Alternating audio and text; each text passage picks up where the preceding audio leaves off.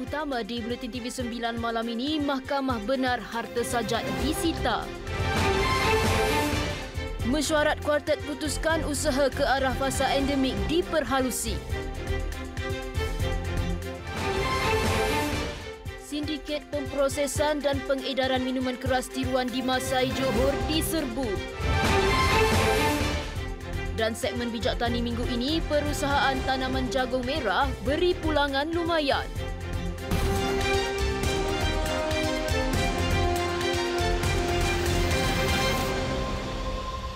Mahkamah Tinggi Shah Alam hari ini membenarkan harta usahawan kosmetik Muhammad Sajat Kamaruzaman disita susulan kegagalan membayar pampasan kepada bekas stokis utama OWA Resources.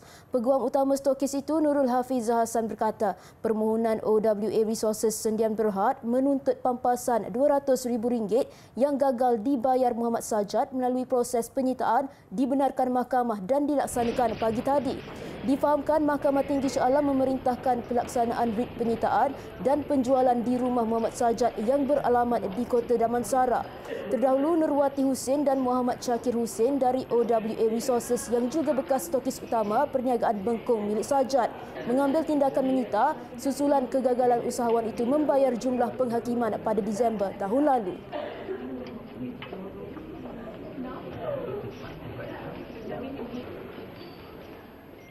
Pemandu trailer wanita yang hampir menggilis seorang penunggang motosikal yang sedang mengisi angin tayar minggu lalu didenda RM6,000 oleh Mahkamah Magistrate Kelang hari ini. Nur Hafizah Cik Ani, 35, dijatuhi hukuman itu selepas mengaku bersalah setelah pertuduhan dibacakan. Lesen memandu tertuduh turut diperintahkan dilakukan pengesahan sebelum diserahkan semula kepadanya. Berdasarkan pertuduhan, Nur Hafizah didakwa memandu lori trailer di atas jalan raya tanpa kecermatan dan perhatian yang sepatutnya sehingga menyebabkan kecederaan kepada Muhammad Iftikar Muhammad Amran pada 8.30 pagi 24 November lalu. Sebelum ini tular video seorang lelaki nyaris maut apabila dilanggar sebuah trailer ketika sedang mengisi angin tayar motosikalnya di sebuah stesen minyak di Bandar Sultan Sulaiman. Dalam kejadian itu, mangsa mengalami luka di tangan serta sakit di bahagian kaki dan badan.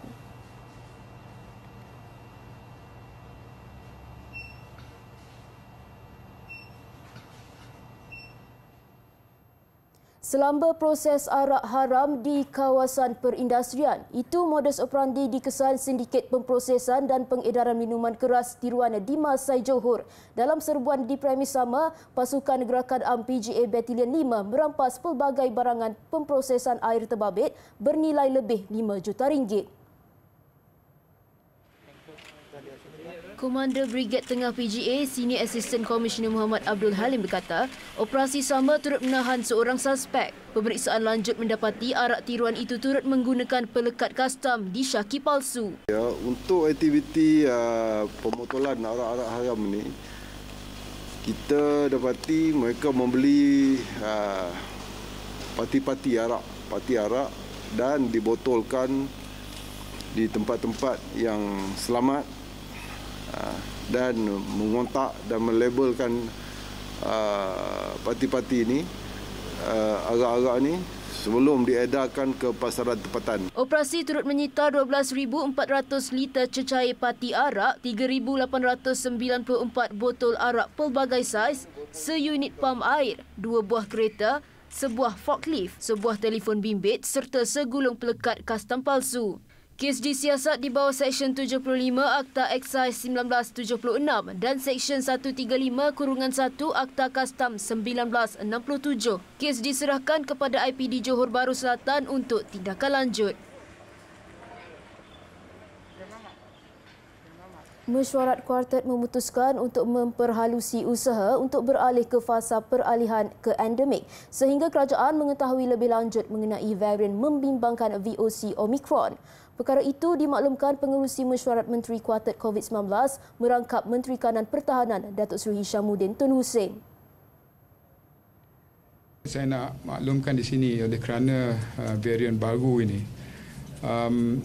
keputusan kita untuk mengumumkan peralihan ke fasa peralihan endemik, belum beralih kepada endemik, Tetapi hari itu kita telah pun memutuskan bahawa kita mungkin akan mengumumkan fasa peralihan ke endemik. Ini bukan kata ditangguhkan, tapi we pause it for a while supaya kita nak tengok apa yang menular hari ini. Menurutnya, kerajaan juga memahami bahawa Omicron sememangnya berisiko kerana boleh merebak dengan lebih mudah dan pantas, namun masih boleh dikesan melalui ujian makmal. Katanya, KKM juga giat mendapatkan maklumat terperinci mengenai tempoh inkubasi, gejala dan kebolehjangkitan. Tambahnya, varian itu bukan sahaja menular di selatan benua Afrika tetapi juga di beberapa negara lain termasuk Itali, Denmark, Australia, United Kingdom, Belgium dan Hong Kong.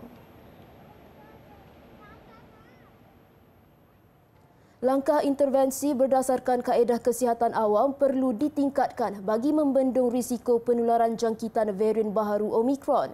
Menurut Menteri Kesihatan Kari Jamaluddin, pendekatan itu meliputi pemakaian pelitup muka, penjarakan fizikal dan penjagaan kebersihan menggunakan cecair pembasmi kuman.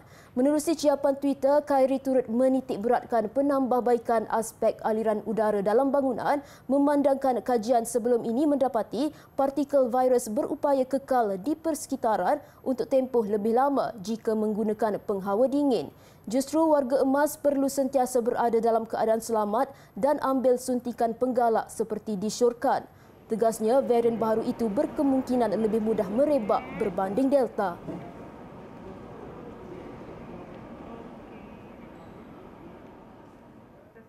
Berita baik buat kelompok asing profesional yang baru bekerja di negara ini. Pas expatriate kini boleh dikeluarkan pada hari sama sejurus ketibaan di Malaysia berbanding 30 hari sebelum ini. Itu antara kelebihan ESD Satellite Center ESC di lapangan terbang antarabangsa Kuala Lumpur KLIA yang mula beroperasi secara rasmi hari ini.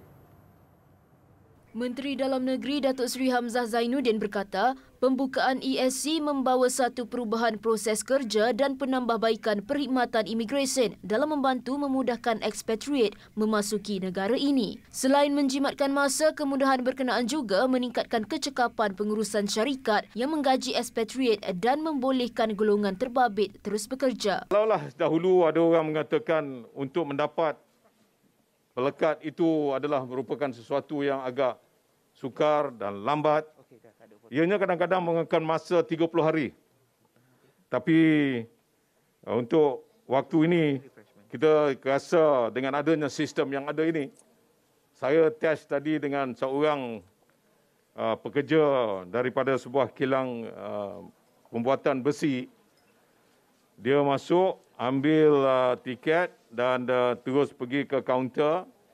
Dan dalam kaunter itu dia berserahkan. Dalam masa tak sampai 1 minit, dia dapat pelekat. Ini membuktikan bahawa ia adalah merupakan sesuatu yang paling cepat insya-Allah dalam dunia. Beliau berkata demikian dalam sidang media selepas melancarkan ESC yang terletak di Balai Ketibaan Aras 3 KLIA dan beroperasi 24 jam setiap hari. Untuk rekod, 86,280 expatriate aktif dengan expatriate warga negara India tertinggi bekerja dan berada di Malaysia, diikuti China, Jepun, Filipina serta Indonesia. Tambahnya, KDN juga sedang melaksanakan kajian menyeluruh melibatkan expatriate termasuk mengkaji jawatan expatriate yang berprestasi tinggi untuk memenuhi keperluan pemindahan kepakaran dan teknologi ke dalam negara.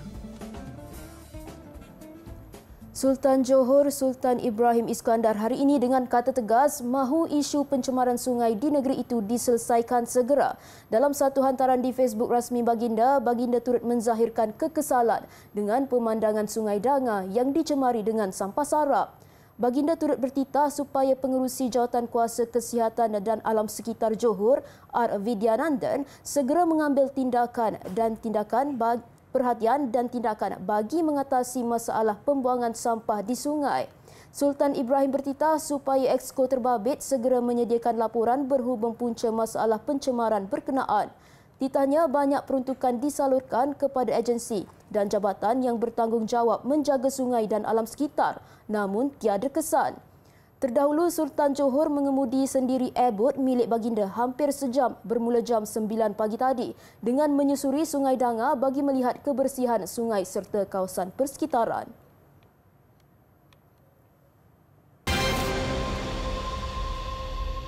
Bertemu kembali. Malaysia mencatatkan satu lagi sejarah baru apabila menara kedua tertinggi di dunia selepas Burj Khalifa Merdeka 118 kini memasuki fasa akhir pembinaannya. Perdana Menteri Datuk Seri Ismail Sabri Yaakob berkata, menara itu bakal menjadi pemangkin baharu ekonomi bagi Kuala Lumpur selain melengkapi pembangunan kawasan lain termasuk KLCC dan KL Sentral. Pembangunan Merdeka 118 juga dapat memberi peluang kepada masyarakat setempat, terutamanya di kawasan yang berdekatan seperti Petaling Street, Kampung Atap serta Pudu untuk menjana ekonomi. Beliau merasmikan majlis penyempurnaan pemasangan puncak Menara 118 pagi tadi. Bangunan pada ketinggian 679.9 meter ini bukan sahaja satu pencapaian hebat dalam bidang kejuruteraan, malah mengukuhkan lagi kedudukan Malaysia sebagai negara moden dan maju.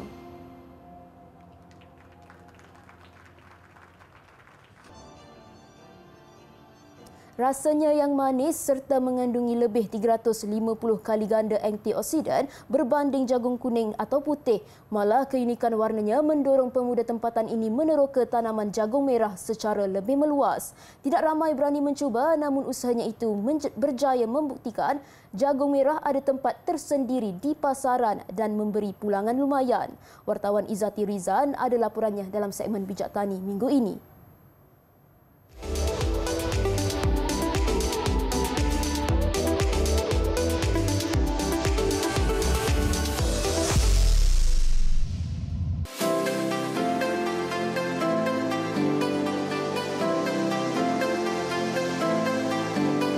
Merupakan peserta Taman Kekal Pengeluaran Makanan TKPM di Serdang, Selangor, Gideon Lim mengusahakan tanaman jagung merah sejak 2019.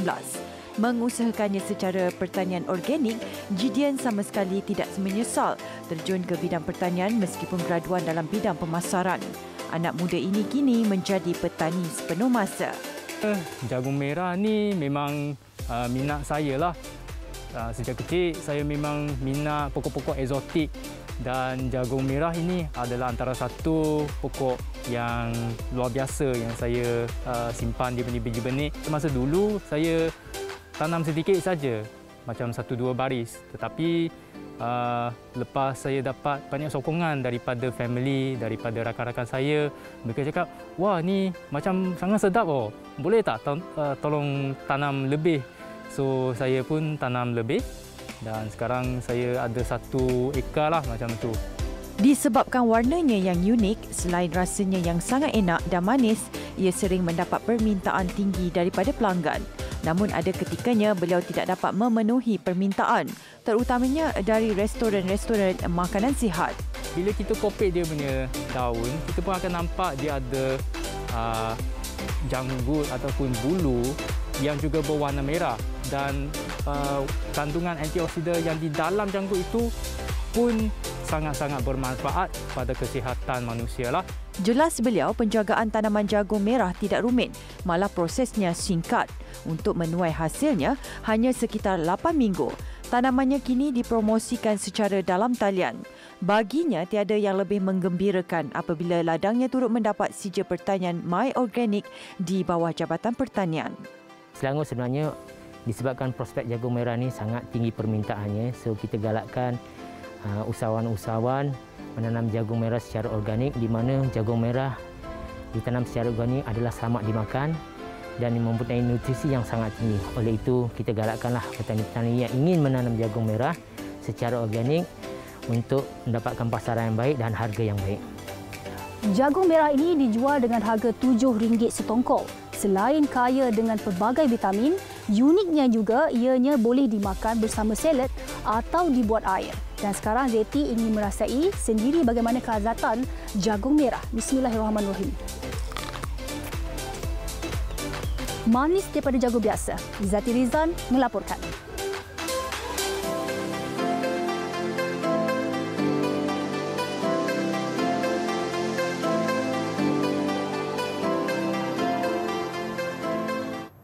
Masuk hari kedua perjalanan lengkap vaksin VTL darat dari Singapura menerusi tambak Johor. Rakyat Malaysia yang bekerja di Republik itu tidak putus-putus menzahirkan ucapan terima kasih kepada kerajaan Malaysia dan Singapura atas inisiatif yang disifatkan sebagai prihatin rakyat. Mengikut rekod, 70% daripada 1,440 penumpang tiba di Terminal Larkin pada hari pertama semalam. Kumpulan pertama tiba di Terminal Bas Larkin Central Johor Bahru seawal jam 9 pagi tadi dengan pematuhan SOP ketat. Semua yang tiba diwajibkan menjalani saringan Rapid Antigen RTK yang dikendalikan kaki tangan KKM. Sudah 1 tahun 8 bulan saya tak balik. Belum tengok anak-anak lagi. Anak saya memang dah rindu saya. Ini saya punya anak. Dia sampai sekarang, ada orang tunggu saya lah sampai sekarang. So saya pun tak bilang saya datang. Pasal apa? Kalau ada COVID negatif ke atau positif ke, kita tak tahu laporan je kan. Jadi saya tak bilang apa-apa. Biar dia surprise saya sampai rumah. Ya, saya berterima kasih untuk Perdana Menteri Ismail. Saya dah tak balik dekat setahun lah. Jadi bila dapat balik ni kan, rasa happy dah kan. Sebab yalah kan, anak, wife semua kat sini kan. Tadi memang bos cakap boleh balik, saya terus beli VTL punya tiket tu lah untuk balik. Terima kasih untuk Perdana Menteri kita yang banyak usahakan untuk bagi yang dah lama tak balik, untuk kita balik ke sini kan. Jadi semuanya dah boleh balik, tapi tak boleh balik macam normal lah. Cuma asalkan kita masih boleh jumpa family macam ni, okey lah. Syukur sangat, syukur Alhamdulillah. Happy lah. Sudah lama tak balik jugalah. Dengan balik rumah sudah tengok bapak dengan mak lah. Itulah. So mungkin ada ucapan terima kasih kepada kerajaan. Terima kasih kepada kerajaan Malaysia dengan Singapura lah yang buat ini VTL untuk senang kita lah. Untuk permulaan, VTL darat hanya membabitkan seramai 1,440 orang dengan 64 trip bas sehari antara kedua-dua negara. Semalam, KKM mengesan 1 kes positif COVID-19 membabitkan seorang pemuda berusia 21 tahun yang tiba dari Singapura.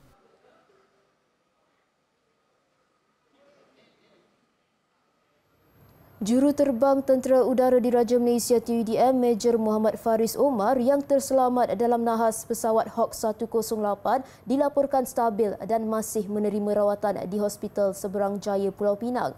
Panglima Angkatan Tentera Jeneral Tan Sri Effendi Buang berkata, keadaan Muhammad Faris bertambah baik namun perlu dipantau pasukan perubatan dari semasa ke semasa berikutan kecederaan teruk pada tulang belakang.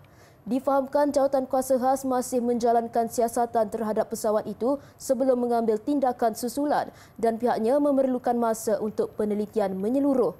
Dalam kejadian jam 10.07 malam 16 November lalu, sebuah pesawat Hawk milik TUDM terhempas di pengkalan udara Butterworth ketika dua juruterbangnya mengadakan sesi latihan penerbangan malam. Insiden itu menyebabkan Muhammad Faris mengalami kecederaan manakala rakannya, Kapten Muhammad Effendi Bustami, 31, maut di lokasi kejadian.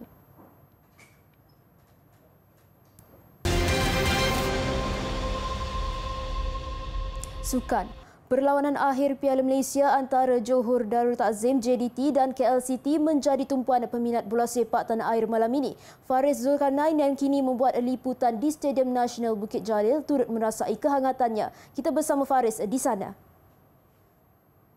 Terima kasih Intan di Sri Pentas. Saya ketika ini berada di Stadium Nasional Bukit Jalil bagi membawakan kepada anda laporan terbaik final Piala Malaysia 2021 di antara Johor Darul Takzim selaku pasukan pilihan yang juga juara bertahan menentang KL TFC selaku juara 1989.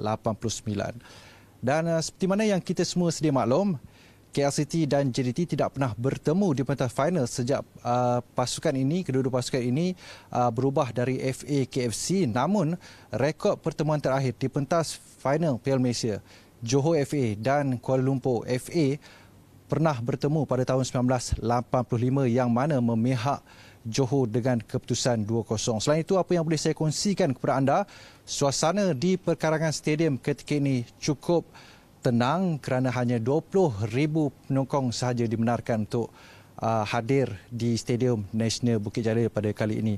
Apapun kemeriahannya masih lagi terasa, masih lagi bahangnya masih lagi terasa apabila saya difahamkan penyokong JDT sudah pun berada di stadium seawal jam 2 petang tadi dan mereka kemudian sudah pun mula memasuki stadium ketika ini. Dan saya difahamkan penyokong KL City FC hanya datang ke stadium pada pukul 6.30 petang tadi. Namun keadaan ketika ini cukup terkawal memandangkan kita semua sedia maklum Polis Diraja Malaysia PDRM diperkuatkan dengan kehadiran 1,500 pegawai dan juga anggota.